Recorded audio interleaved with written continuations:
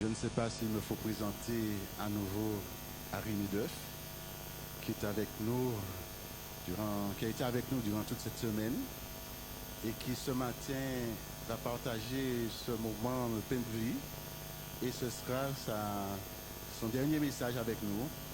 Et comme vous l'avez entendu, dimanche, demain soir, l'église sera fermée, mais un Médeuf laissera la place à un autre Médeuf. Mercredi soir, on aura Jean-Marc Médeuf. Donc, et déjà, tous ceux qui ont apprécié la présence d'Harry le manifestent en levant la main. Alléluia, que Dieu soit loué, que Dieu te bénisse dans ton ministère et qu'il te fasse du bien, toi et ta famille, ta femme. Donc, je te laisse la parole.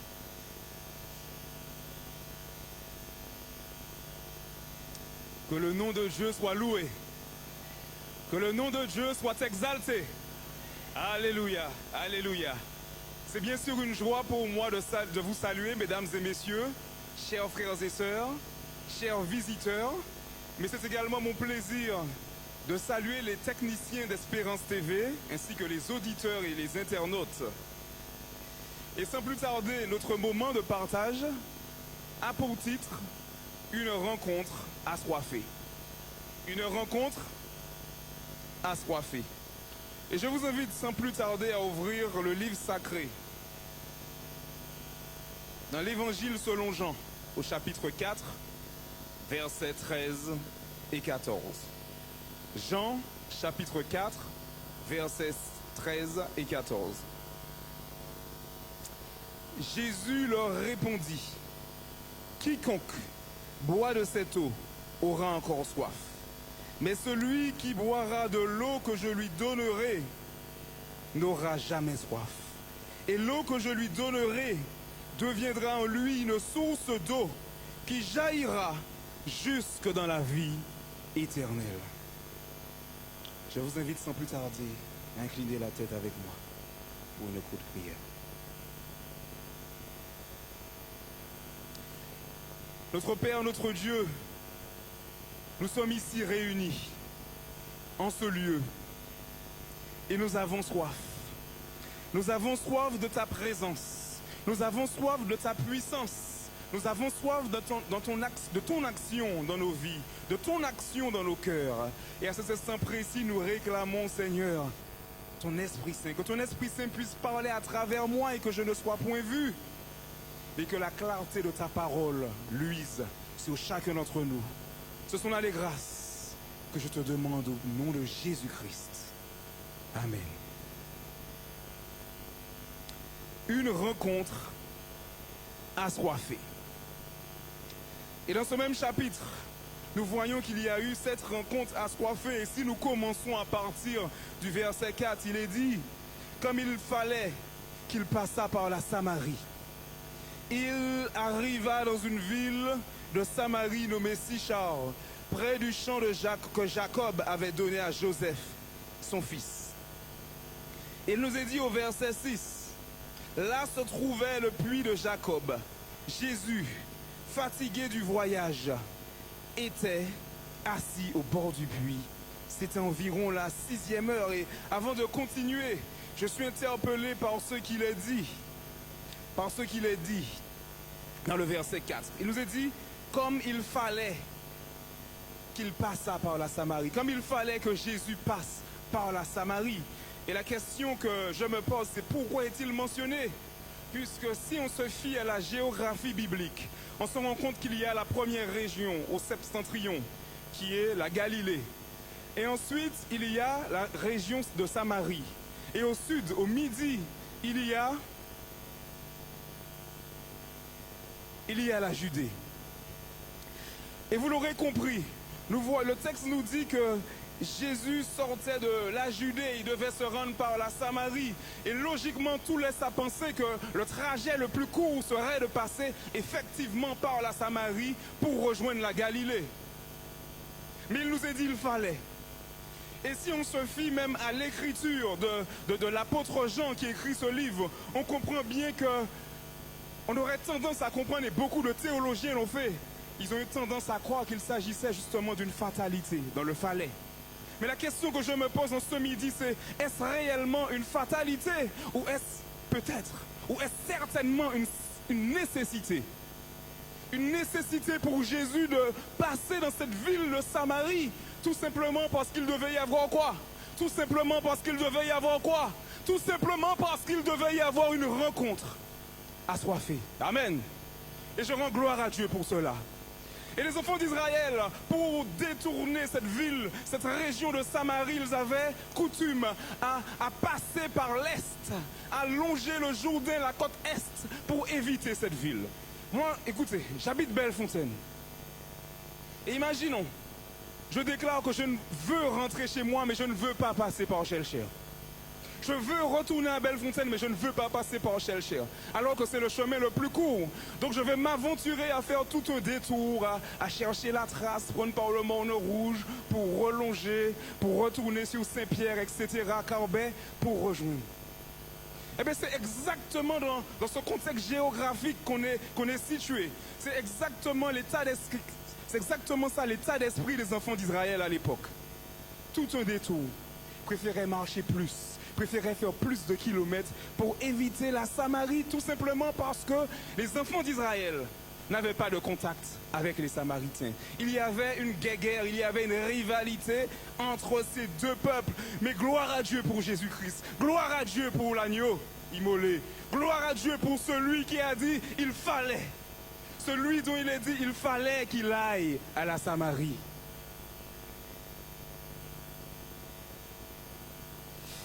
Mais on nous dit, là encore je suis interpellé lorsque je lis le verset 6. On nous dit que c'était environ la 6e heure. Et lorsqu'on lit le verset suivant, le verset 7, il nous est dit, une femme de Samarie vint puiser de l'eau. Et Jésus lui dit, donne-moi à boire. Mais ce qui m'interpelle premièrement, c'est l'heure à laquelle ça se passe. On nous dit que c'était la 6e heure. Et peut-être qu'en 2019, la 6e heure, ça ne vous évoque rien. Mais j'aime à vous dire que cette heure correspond à midi. Cette heure correspond au moment de la journée où le soleil était à son zénith. Je peux comprendre que Jésus se soit arrêté là parce qu'il avait une mission particulière, parce qu'il avait une mission spéciale. Mais la question que je me pose, l'interrogation qui surgit, qui émerge, c'est de me demander comment se fait-il qu'une femme normalement constituée va puiser son eau, va faire un parcours, va dans une région montagneuse, puiser son eau à midi. Étrange, non? Donc on arrive certainement à la conclusion qu'il y avait quelque chose dans la vie de cette femme qui l'empêchait de se rendre au puits à l'heure de pointe.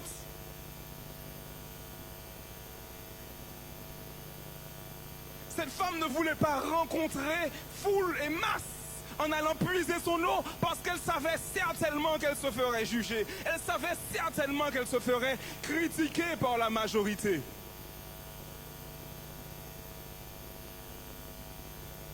Donc elle a préféré aller à quelle heure? Midi. Midi.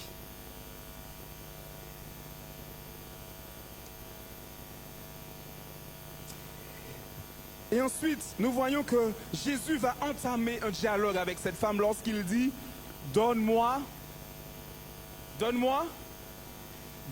à boire ». Et là encore, on voit que Jésus qui n'était pas supposé se retrouver à Samarie, il va faire quelque chose d'impressionnant en établissant le dialogue avec cette femme. Pas n'importe quelle femme. Une Samaritaine de 1, et deuxièmement, une femme qui n'était probablement pas considérée des propres Samaritains. Une femme qui était très certainement jugée par son peuple, par ses compatriotes, à cause de son comportement. Et Jésus, il fait quoi? Il commence un dialogue avec cette femme. Et la question que je me pose, ce qui est merveilleux, c'est que peu importe qui je suis, peu importe ma vie, peu importe ma situation, je comprends qu'il y a un sauveur. Je comprends qu'il y a Jésus-Christ, alléluia, qui est disposé, qui est disponible pour établir un dialogue avec moi. Peu importe ce que tu as fait, que tu vives dans la fornication, c'est-à-dire en concubinage, en ayant du sexe hors du mariage, que tu sois homosexuel, que tu sois un infidèle, ta situation n'est pas bonne. Mais Jésus-Christ désire venir là où tu te situes, dans ton lieu géographique, pour te rencontrer, pour te retirer de ta situation. Ne laissez personne vous faire croire que vous n'êtes pas assez bon pour communiquer avec Christ. Ne laissez personne vous faire croire que vous n'êtes pas assez bon pour que Dieu vous parle. Car Dieu nous interpelle. Il nous interpelle à travers sa parole. Et nous l'avons vu au cours de la semaine. Cette lampe à nos pieds, cette lumière sur notre sentier, Dieu nous interpelle à travers sa parole. Et nous voyons au verset 9, toujours dans Jean 4, la femme samaritaine lui dit: mais comment toi qui es juif, me demandes-tu à boire, à moi qui suis une femme samaritaine? Cette femme ne comprenait pas comment Jésus pouvait rentrer en contact avec elle. Elle ne se sentait pas digne, mais elle pensait également à la rivalité qu'il y avait entre ces deux nations, ces deux régions.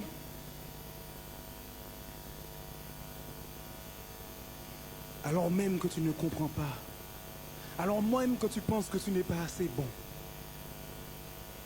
Jésus-Christ est disposé à te rencontrer au lieu de ton besoin. Amen. Gloire à Dieu pour Jésus-Christ. Et le dialogue continue. Le dialogue continue. Et Jésus dit au verset 10, si tu connaissais le don de Dieu et qui est celui qui te dit, donne-moi à boire, tu lui aurais toi-même demandé à boire et il t'aurait donné de l'eau vive. Et la femme, même suite au discours de Jésus, elle ne comprend pas puisqu'elle voyait que Jésus n'avait rien pour puiser et Jésus lui dit ces paroles. Mais ce que nous remarquons à travers le texte, c'est que Jésus n'était pas en train de parler d'eau du puits. Il n'était pas en train de parler à propos du puits de Jacob. Il était en train de parler d'un besoin plus grand. Il n'a pas regardé à la sécheresse qu'il y avait dans la cruche de cette femme, mais il a regardé à la aridité qui se trouvait dans son cœur.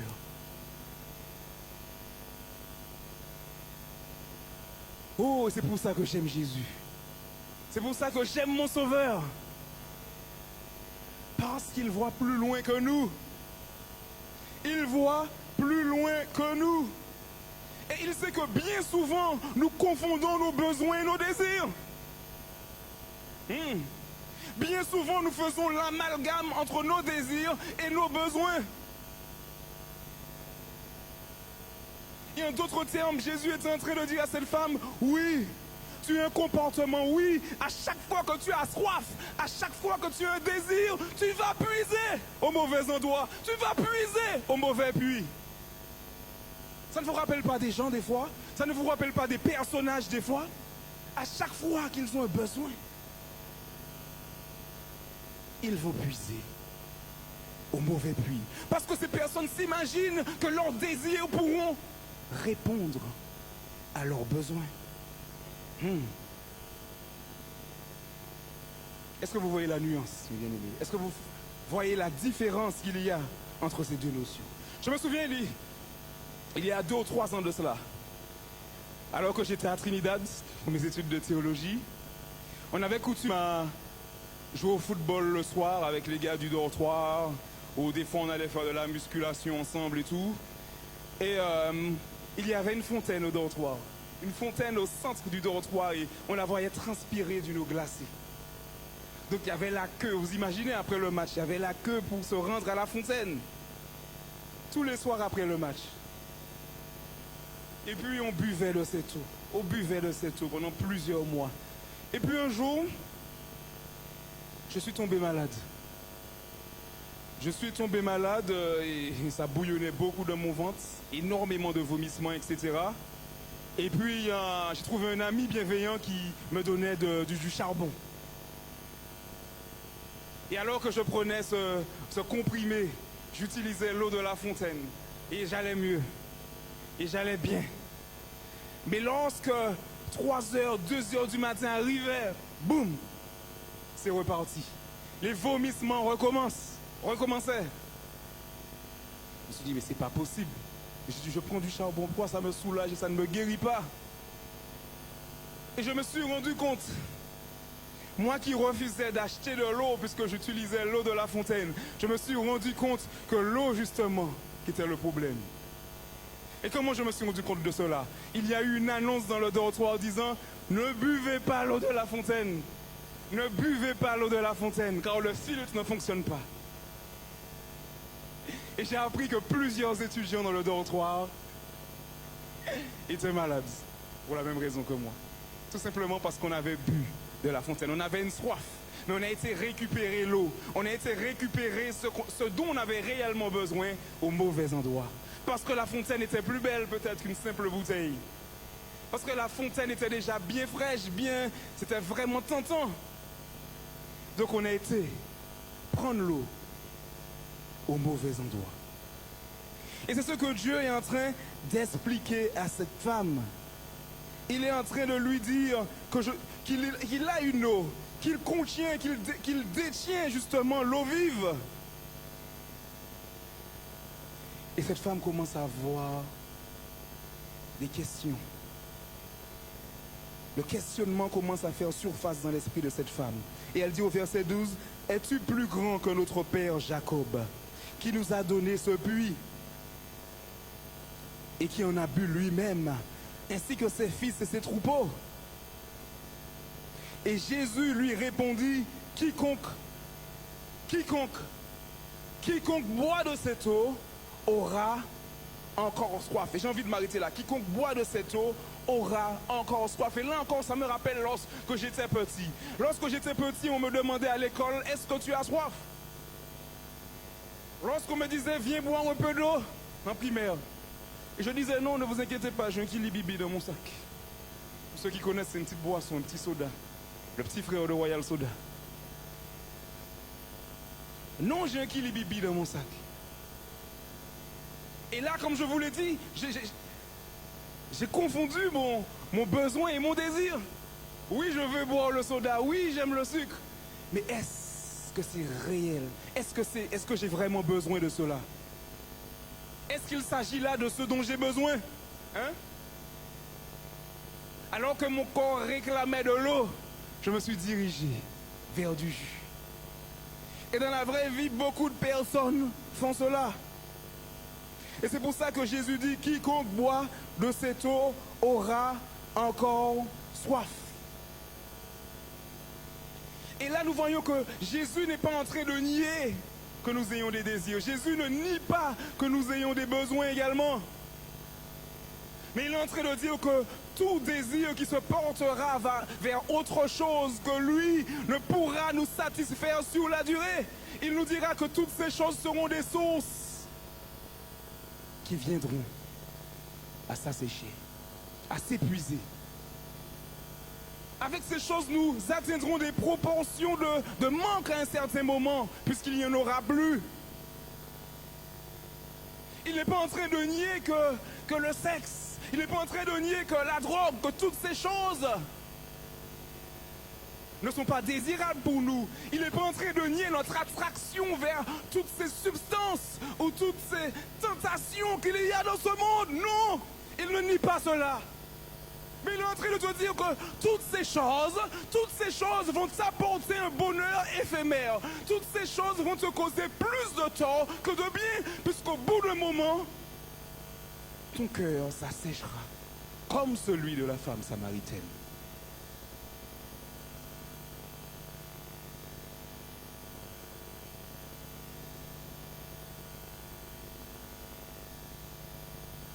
Bien-aimés, Dieu nous parle à travers ces histoires.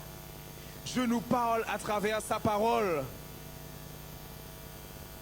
Et même lorsque, je vais vous étonner, mais même lorsque nous sommes dans une situation qui est licite, par exemple, un couple marié, un homme et une femme, mariés dans une relation, ayant des enfants, même là, il est en train de te dire que si ton rapport avec ton conjoint, si ton rapport avec tes enfants subtilise, vole la place du Créateur, si toutes ces relations que tu entretiens au sein de ta famille volent la place de Dieu, là encore, tu cours à ta ruine. Là encore, tu t'orientes vers une sécheresse.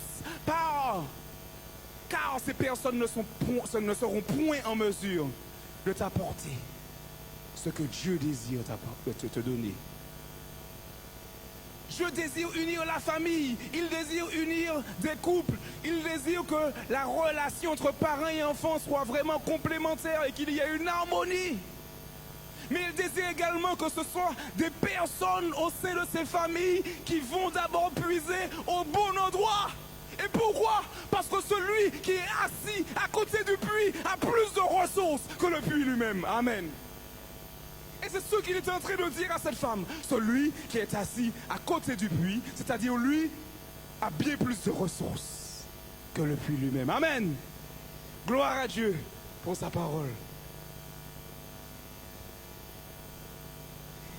Et maintenant qu'il a dit à la femme justement que cette eau ne sera pas suffisante pour elle, il est en train de dire, mais il y a un mais, il y a une conjonction de coordination, mais qu'il l'oriente vers quelque chose de meilleur. Et il est dit au verset 14, mais celui qui boira de l'eau que je lui donnerai n'aura jamais, never, jamais soif.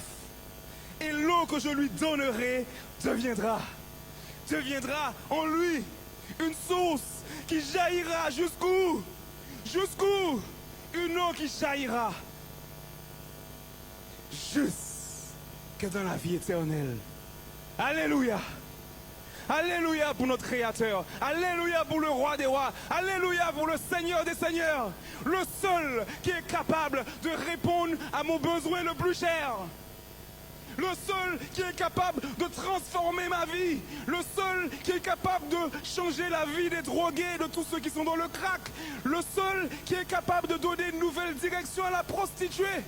Et à travers le monde, à travers l'évangile mondial, ou même ici en Martinique, des milliers de personnes ont été témoins de l'action du Christ dans la vie des uns et des autres. Dans la vie des cas que l'on jugeait bien souvent désespérés. Qui aurait misé sur cette femme-là? Je ne dis pas au sein de l'Israël entière, mais qui aurait misé sur cette femme-là au sein de son propre peuple? Qui?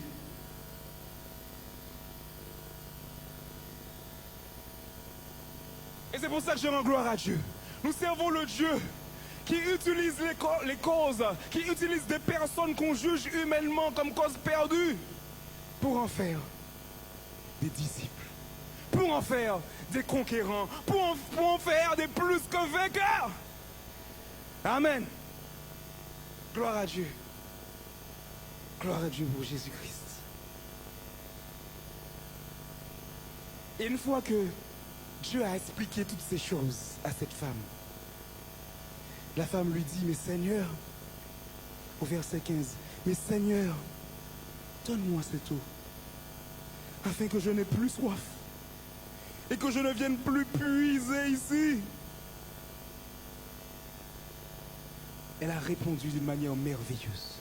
Si des fois certains d'entre nous, nous hésitons, si des fois beaucoup d'entre nous, nous ne prenons pas position pour Dieu, cette femme qui a peut-être fait pire que beaucoup de personnes ici, mais au moins cette femme a réclamé. Elle a réclamé de cette eau. Et je rends gloire à Dieu pour elle. Mais il y a comme un tournant au verset 16, où Jésus dit, va, tu veux de cette eau? Tu veux de cette eau? Va, lui dit Jésus, appelle ton mari, amène-le, et viens ici. La femme répondit, je n'ai point de mari. Et Jésus, qui est homme, mais qui est également Dieu, qui avait déjà vu la situation de cette femme dans sa préscience, dans sa divinité, lui dit, tu as raison de dire, je n'ai point de mari, car tu en as 5. 5 maris, et celui que tu as maintenant n'est même pas ton mari. En cela, tu as dit vrai. En cela, tu as dit vrai. Mais la question que je me pose, c'est est-ce que Jésus était en train de lui dire obéis et viens? Beaucoup de personnes ont tendance à interpréter ce texte de cette manière. Est-ce que Jésus était en train de lui dire obéis et viens? Non! Jésus est en train de lui dire de mettre la lumière sur sa situation. Jésus lui avait déjà montré en amont que ce dont il avait besoin, c'était de cette eau. De cette eau qui jaillira de la vie éternelle. Donc Jésus était en train de pointer du doigt les symptômes et non la maladie, puisque le problème de sa femme, puisque la situation de cette femme, ce n'était pas le cœur du problème, mais c'était simplement le symptôme.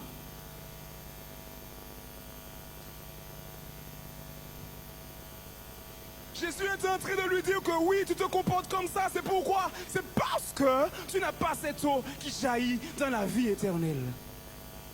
Et lorsque nous lisons le livre d'Ézéchiel, lorsque nous allons dans le chapitre 35, nous voyons que l'eau est utile pour purifier. Je purifierai vos cœurs, je purifierai ma nation. Et aujourd'hui encore, vous pouvez l'expérimenter, on utilise l'eau pour se nettoyer. Et il y a une connexion entre Jean, chapitre 4, et Jean, chapitre 3, où Nicodème a rencontré Jésus, et Jésus lui a dit qu'il devait naître de quoi? D'eau et d'esprit. Il y a une unité conceptuelle, il n'y a pas de dichotomie, de séparation entre l'eau et l'esprit, mais il y a une unité conceptuelle qui nous montre quoi? Qui nous montre que l'eau et l'esprit sont nécessaires à l'être humain. Et c'est nécessaire aux pécheurs qui souhaitent avoir la vie éternelle, aux pécheurs qui souhaitent vivre éternellement un jour avec Christ, qui désirent ressentir en lui les sentiments même du Christ. D'eau et d'esprit. Et je crois aujourd'hui, et je crois que le sang de Jésus purifie.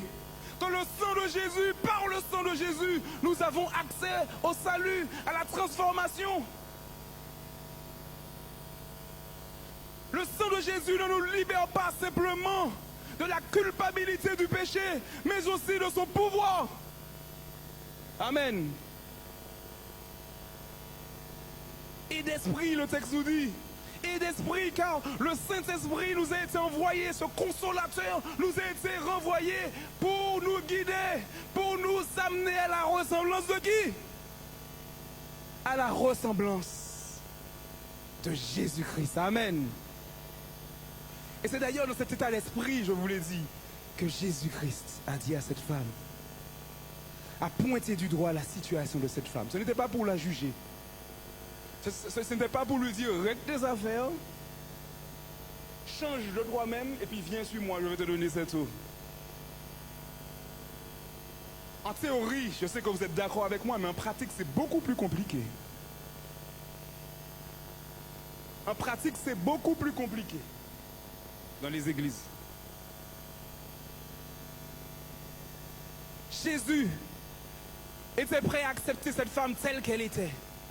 Mais la différence entre Jésus et un christianisme également trop laxiste, comme nous trouvons également de nos jours, lorsque nous regardons ce qui se passe dans le monde, c'est que Jésus t'accepte tel que tu es, mais jamais dans le but de te laisser tel que tu es. Car s'il te laisse tel que tu es, tu vas brûler.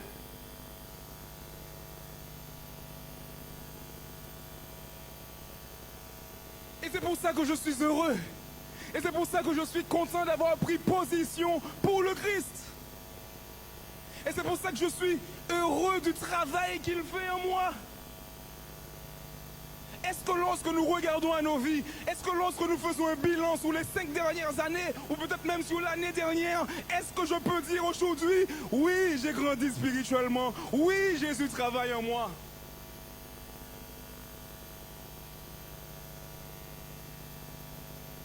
Il y a des questions que tout chrétien doit se poser. Tout chrétien.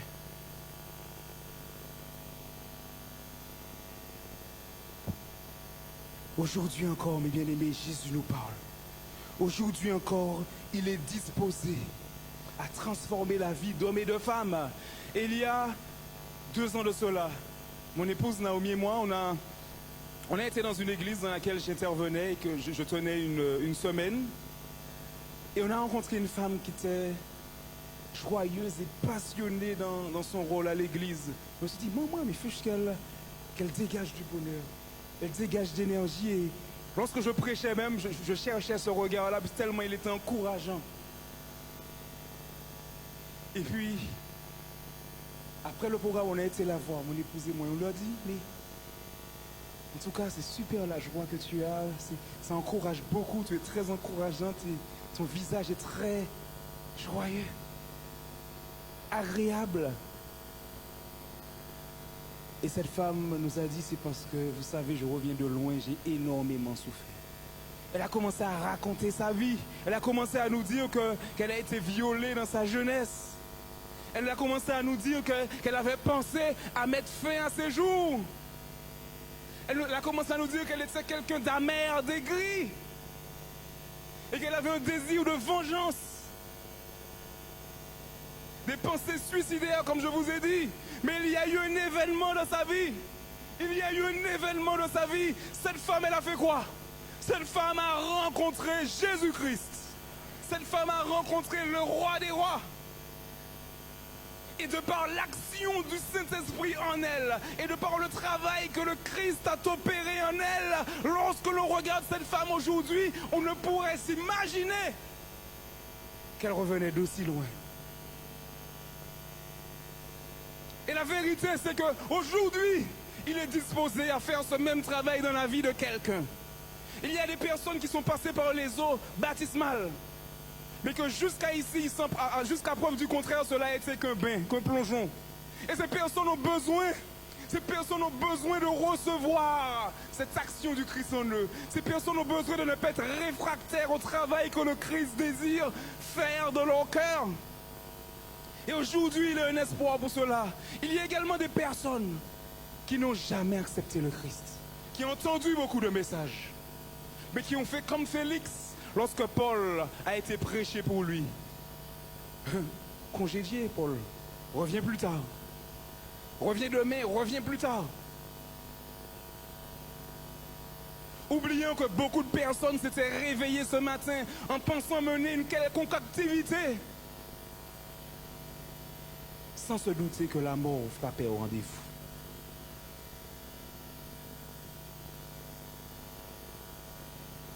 La mort frappait à la porte.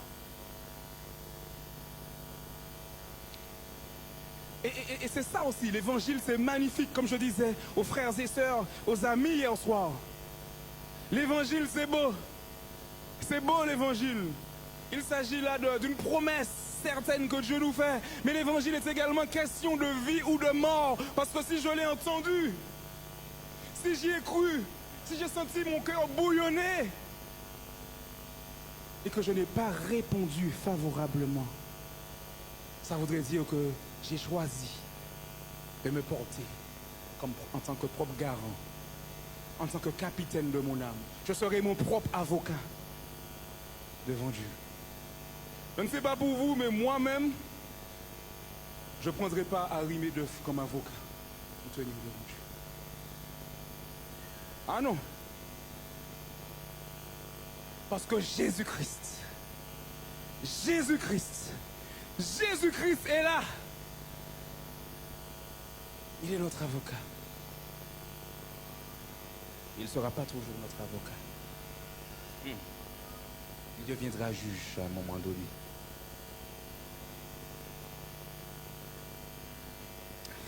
Et pour continuer, j'aimerais poursuivre sur le symbole même de la femme. On a vu une femme qui a accepté le message du Christ. On a vu une femme qui au final est même retournée de son village, si on continue le chapitre, et qui a été dire une femme qui avait peur de rencontrer du monde en amont dans son village, mais qui n'a pas eu peur de retourner et d'aller chercher tout le monde pour dire venez voir un homme, venez voir un vrai homme, venez voir celui qui peut vous donner la vie éternelle, venez voir celui qui peut vous donner d'une eau qui jaillira jusque dans la vie éternelle. Amen. Cette femme qui avait peur de rencontrer du monde et retourner dans son village. fière, heureuse, parce qu'il s'était passé quelque chose dans sa vie. Cette femme qui avait 5 hommes, 5 maris, on nous dit. Et on nous a dit même que le 6e n'était pas le bon. Et bien lorsqu'elle a rencontré le 7e, c'est là que sa vie a commencé. Et le 7e n'était pas une relation physique, mais c'était une relation spirituelle. Donc lorsque je rencontre l'homme, celui qui s'est donné pour moi, celui qui m'apporte déjà cette relation spirituelle, ce bonheur spirituel, là, je suis heureux. Là, je n'ai pas à avoir honte de ma vie. Là, je n'ai pas à avoir honte de ce qui se passe autour de moi. Là, je n'ai pas à être gêné par rapport aux autres et des on-dit. Parce que le 7e mari, celui qui t'accorde cette relation spirituelle, c'est le meilleur. C'est le meilleur.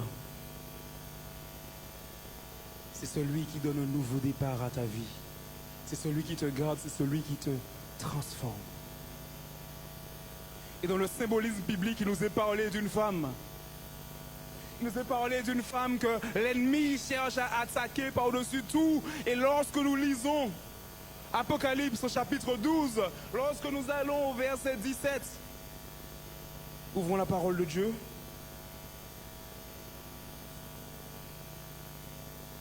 Nous voyons que l'ennemi a tout fait pour anéantir les projets de cette femme. Et cette femme, il s'agit de qui? Cette femme, il s'agit de l'épouse du Christ. Cette femme, il s'agit de qui? Il s'agit des hommes et des femmes qui ont formé une église. Des hommes et des femmes qui se sont assemblés pour suivre le Christ fidèlement.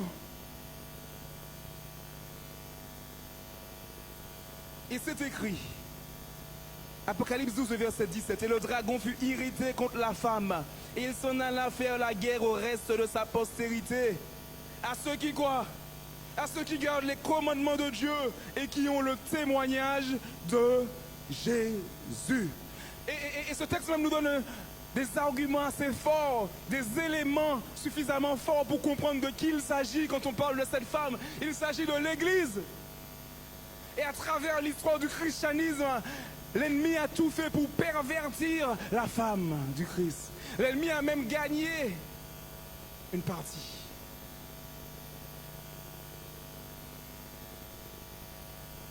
Et l'un des principes de base dans le mariage, c'est la fidélité. Eh bien, Jésus espère la fidélité également avec son Église, avec les frères et sœurs. Respecter les 10 commandements, quand il s'agit de ceux qui gardent les commandements de Dieu et qui ont quoi? Le témoignage de Jésus. Amen.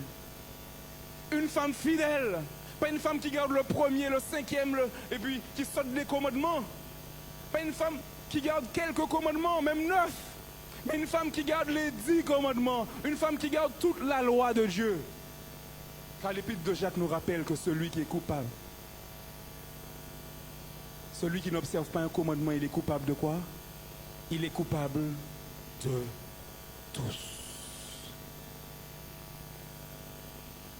Et Jésus-Christ qui est le maître du sabbat, Jésus-Christ qui est le maître du sabbat, il espère qu'aucun de ses commandements soit négligé.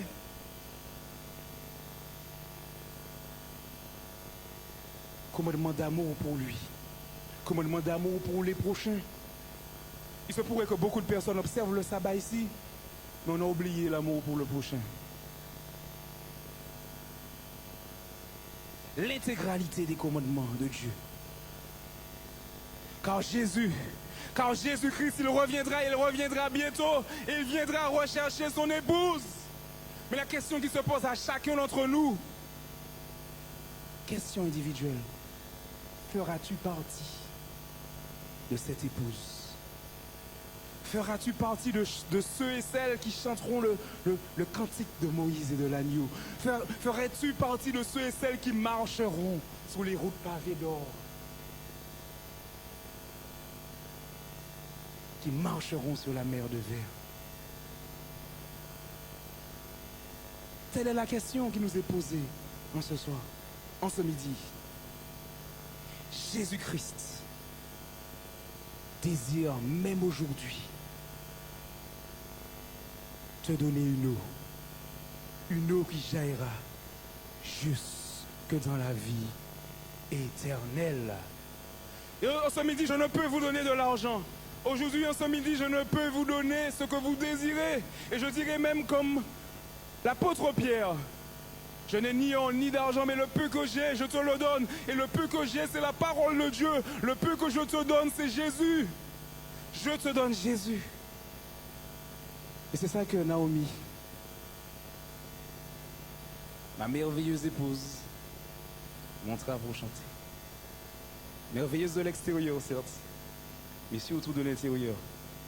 Et je profite pour dire ça puisque demain, ça fera 1 an. À lundi. Lundi. Lundi, ça fera 1 an. Ça, 1 an de mariage. Priez pour nous. Priez pour nous pour que les années soient aussi belles que la première.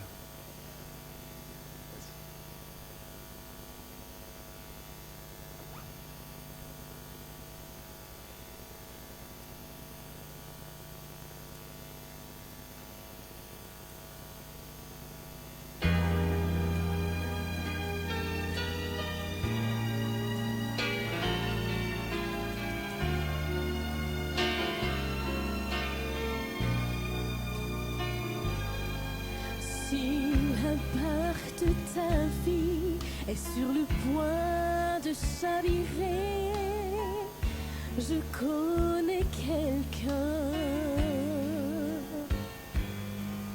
Si ta famille te délaisse et tu te sens seul, je connais quelqu'un. Tant de fois tu essayas d'y parvenir par toi-même, mais ce fut en vain, car Jésus est venu pour porter tes péchés et effacer toutes tes erreurs. Alors donne-lui ton cœur. Je te donne Jésus, celui qui jamais ne te délaissera. Je te donne Jésus, cet ami merveilleux qui écarte tes craintes. Je te donne Jésus, celui qui jamais ne te délaissera. Je te donne Jésus. Je te donne Jésus. Si les influences du monde t'éloignent du droit chemin, je te donne Jésus. Et si tu as perdu de vue le chemin qui mène au ciel, je te donne Jésus. Car tant de fois tu essayas d'y parvenir par toi-même, mais ce fut en vain. Rappelle-toi, Jésus est mort pour porter tes fardeaux et effacer tes péchés.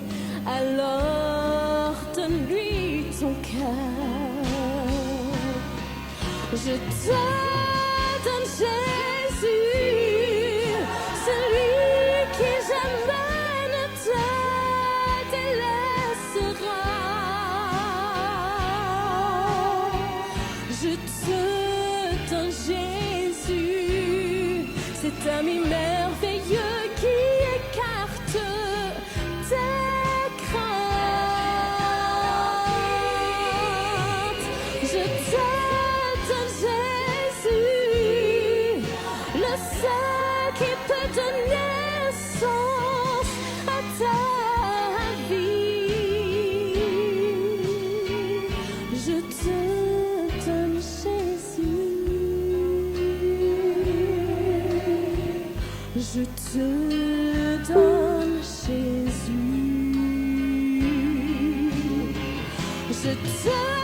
donne Jésus, celui qui jamais ne te délaissera. Je te donne Jésus, je te donne Jésus.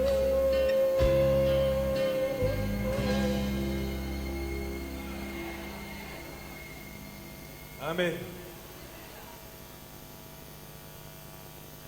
Nous avons entendu la parole de Dieu.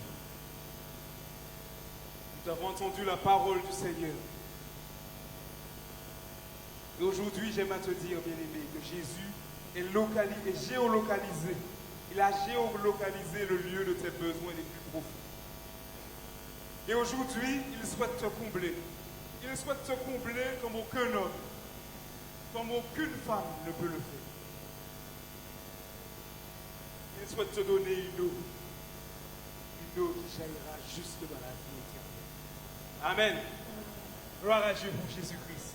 Et s'il y a des hommes et des femmes, ici en ce lieu, qui n'ont pas encore pris position pour Dieu, qui ont entendu sa parole, qui ont entendu l'évangile prêché,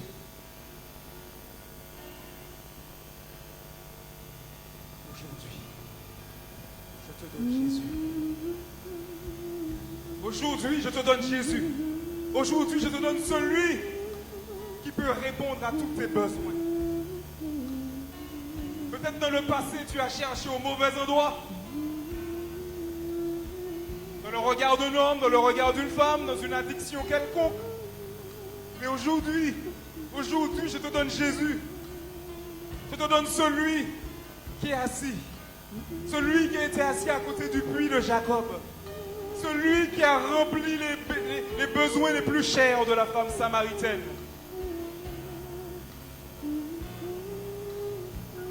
Celui qui a levé la tête d'une femme. S'il y a quelqu'un qui n'a jamais répondu, ou qui ne l'a pas encore fait, répondu à ce sauveur, cette personne a l'opportunité de le faire maintenant. N'aie pas peur, ne sois pas gêné, c'est ton Créateur qui t'appelle. Oh, réponds à l'appel de Dieu. C'est ta vie, c'est ton sermon, c'est ton appel, c'est ton salut qui est en jeu. Y a-t-il quelqu'un? Ne serait-ce qu'une personne qui veut dire, Seigneur, j'ai entendu ta parole. Seigneur, je t'ai entendu et je désire te suivre.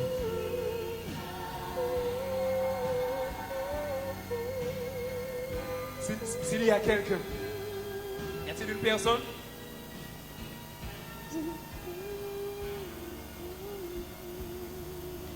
Jésus-Christ t'appelle en cet instant. S'il y a quelqu'un à côté de toi et tu as peur de demander pardon, ne sois pas gêné, dis pardonne-moi, excusez-moi monsieur, excusez-moi madame, je dois passer. Car mon Sauveur m'appelle. Car mon Sauveur me promet d'une eau qui jaillira jusque dans la vie éternelle. Amen. Gloire à Dieu pour notre Seigneur Jésus-Christ. Et s'il y a des hommes et des femmes, s'il y a des jeunes qui n'ont pas encore accepté le baptême, et vous souhaitez le faire, vous souhaitez qu'on étudie davantage la parole de Dieu avec vous, faites le pas de la foi. Comme j'aime à dire, si Moïse n'avait pas fait le pas de la foi, la mer rouge ne se serait jamais ouverte.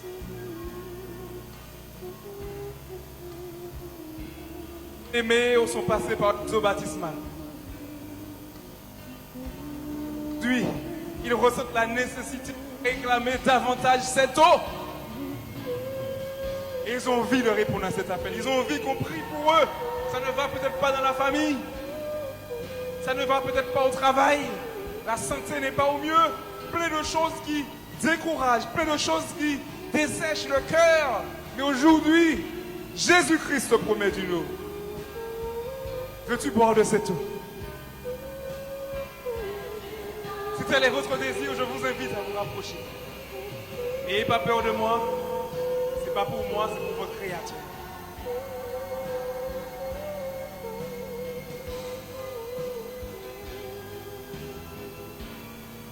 rien de plus merveilleux que de faire le pas de la foi. De faire le pas de la foi pour notre Sauveur et Seigneur Jésus-Christ.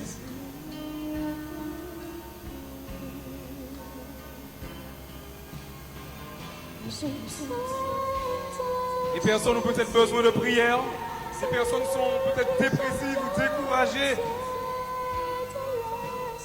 et ont envie de se rapprocher. Peu importe ce que tu traverses, peu importe le sac que tu portes, le poids que tu portes, la charge que tu as sur ton dos, j'aime à te dire que l'amour, que le pouvoir du Christ pèse plus.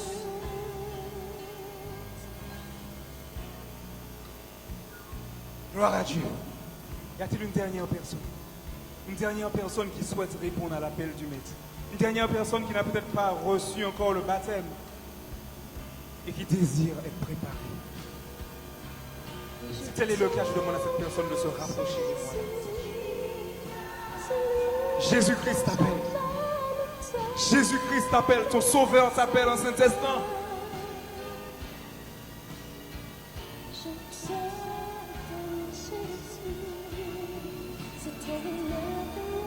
Et à tous ceux qui ont accepté le Christ et à tous ceux qui prennent le pas pour lui, j'aime à vous dire, j'aime à vous encourager, à vous dire que votre cœur ne se trouble point.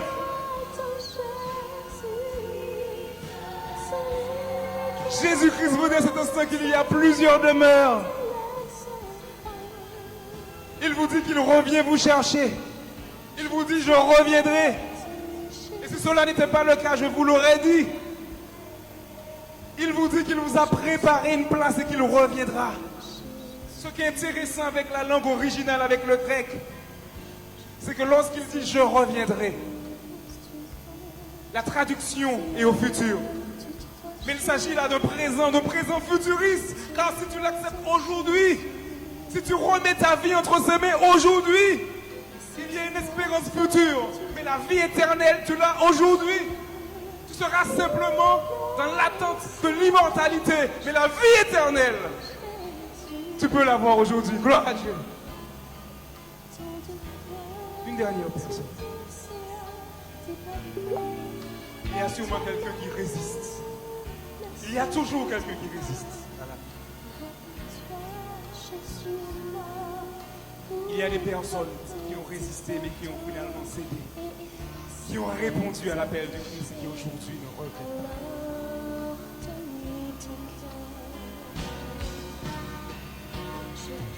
Une personne? Je demande une dernière fois. A-t-il une personne?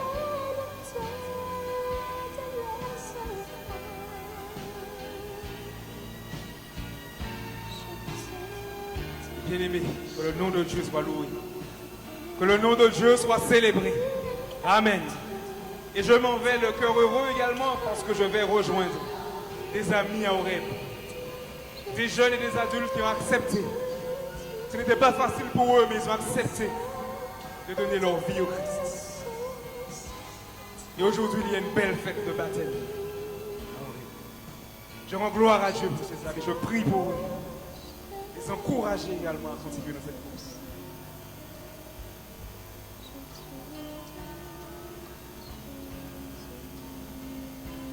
Et si vous désirez recevoir cette eau qui jaillira jusque dans la vie éternelle, pourquoi ne pas prier ensemble?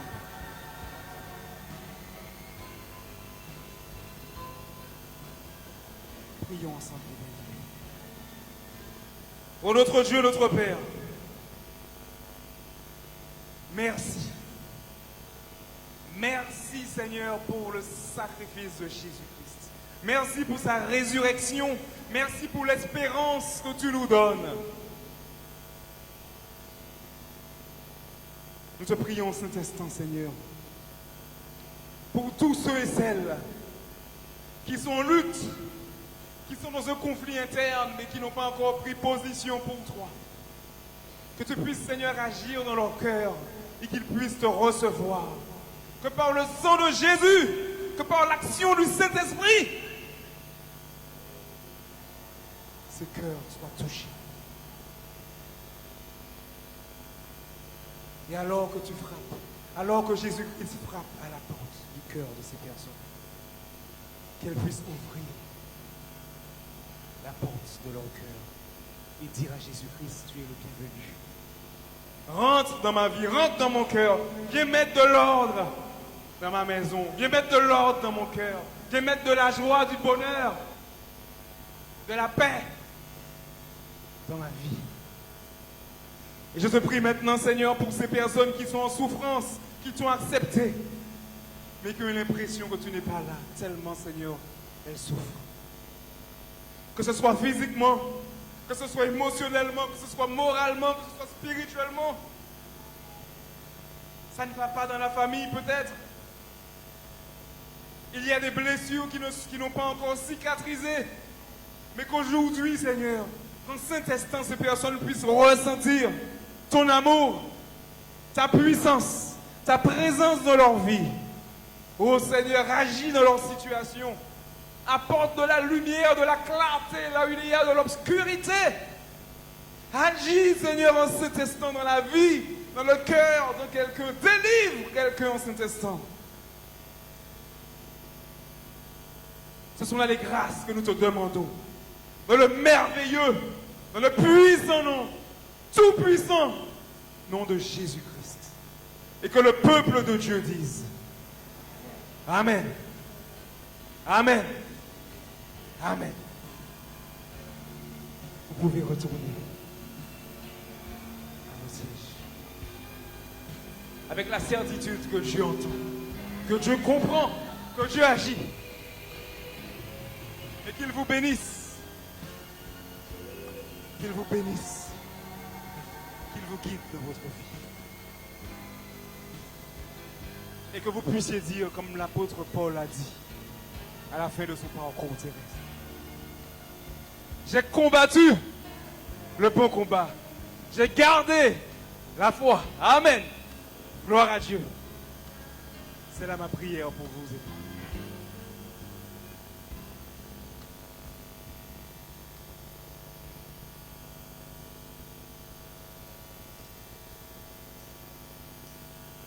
Je vous invite à vous lever. Nous allons prendre que l'Éternel te bénisse.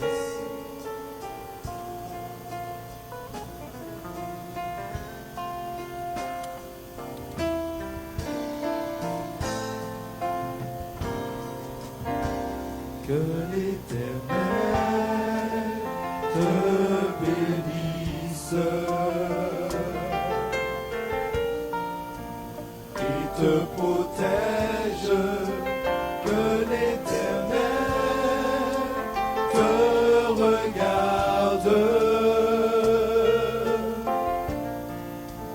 avec bonté et qu'il te fasse grâce et qu'il te fasse grâce. Que l'Éternel veille sur toi et t'accorde la paix. Que l'Éternel te bénisse et te protège. Que l'Éternel te regarde avec bonté et qu'il te fasse grâce et qu'il te fasse grâce. Que l'Éternel veille sur toi et t'accorde la paix. Qu'il te fasse grâce et qu'il te fasse grâce et qu'il te fasse grâce. Que l'Éternel veille sur toi et t'accorde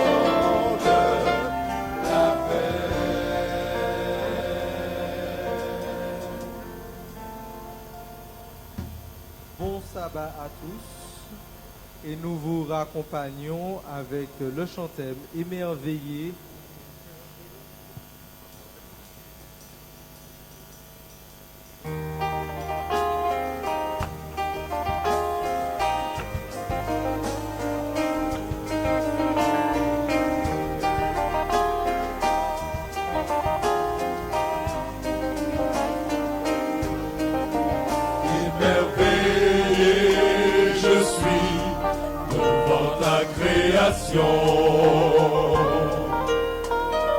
Rassuré car tu es mon protecteur, tu rédempteur, je te suis reconnaissant. Tu es mon sauveur, mon consolateur, et pour toutes ces choses que tu as fait pour moi, à jamais je crierai de tout mon cœur. Alléluia, je chante tes louanges, honneur et gloire à Dieu le Créateur.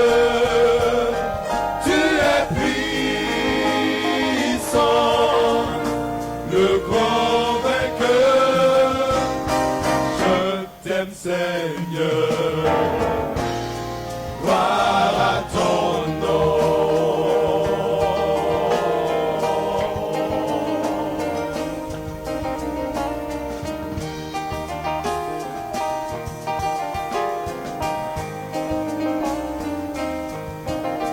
Pour toutes tes bontés, Seigneur, mon cœur t'adore. Pour tes grâces infinies, je te loue. Père, je suis grâce à toi, ta plus belle créature. Par ton sacrifice, tu m'offres le salut. Et pour toutes ces choses que tu as fait pour moi, à jamais je crierai de tout mon cœur, de tout mon cœur.